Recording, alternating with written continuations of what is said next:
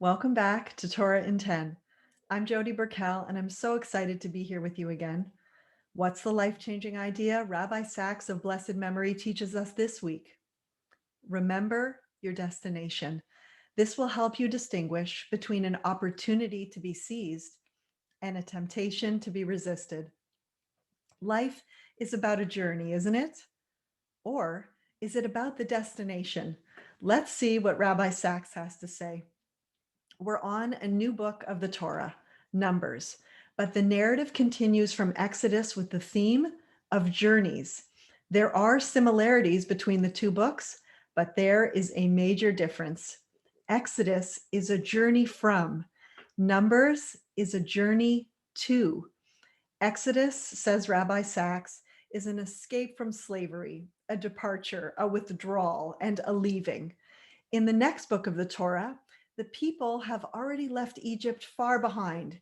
They have received the Torah at Mount Sinai and built the sanctuary, and now they are ready to move on.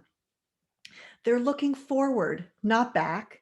They're not thinking of the danger that was pursuing them, but the destination they are traveling towards, the promised land.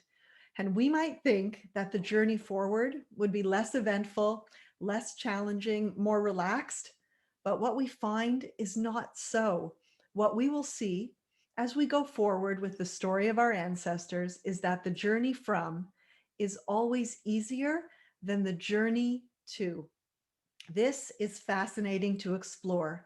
There is a biological reason to explain this.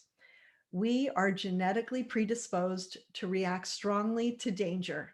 We all know how it feels as we move into this fight or flight mode.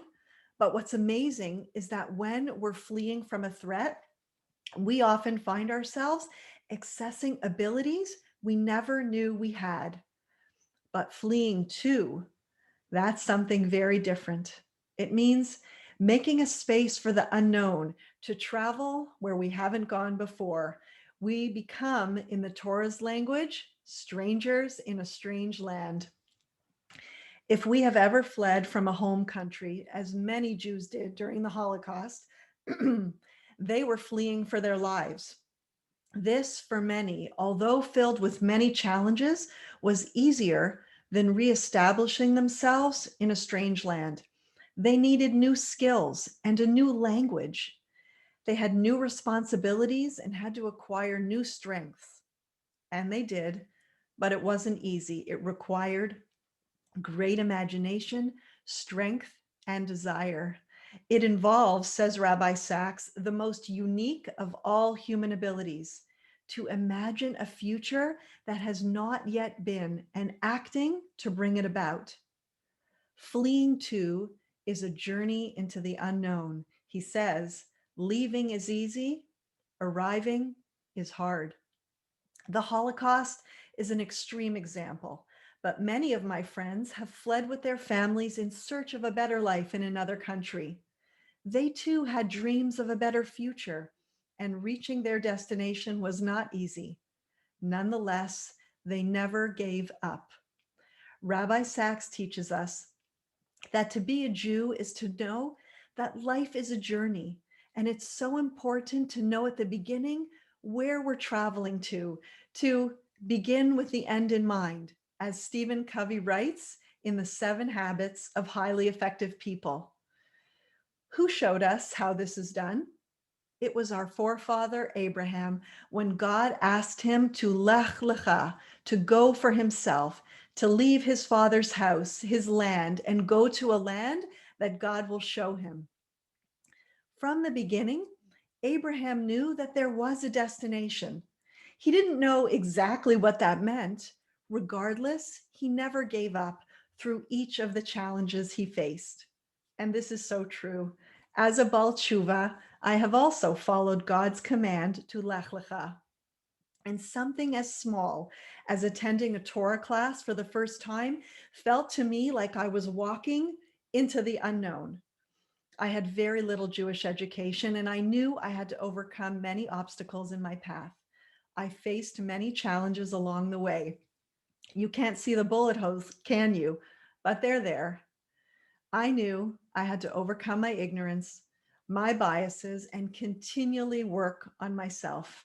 I'm still a work in progress. But like I always say, at least I'm working on my progress.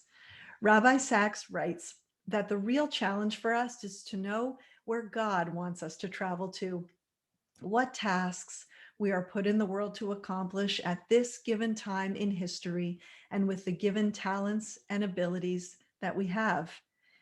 The answer to this question will determine our destination. It may not be easy, and we may not yet know where we're going. We may take wrong turns along the way, as the Israelites did in their journeys. They focused too much on the present and too little on the future.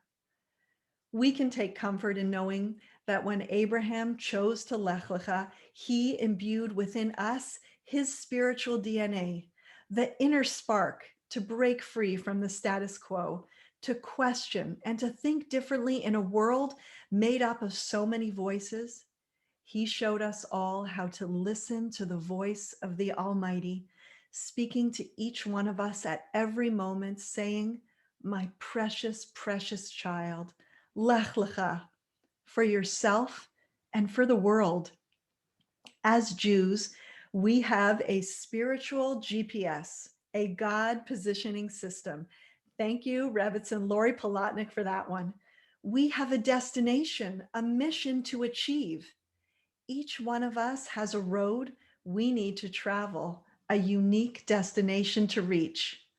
To get there, I believe we should key in one of my favorite quotes by Rabbi Sacks. And he says, "Where what we want meets what needs to be done, that is where God wants us to be." Remember, we don't have to know the exact location to take the first step. Just go forward, one baby step at a time. Having a destination will keep us on track and help us navigate the journey of life, helping us recalibrate when we make a wrong turn and get us back on the road to becoming who we were meant to be. And that is a life-changing idea we can all use. Thank you so much.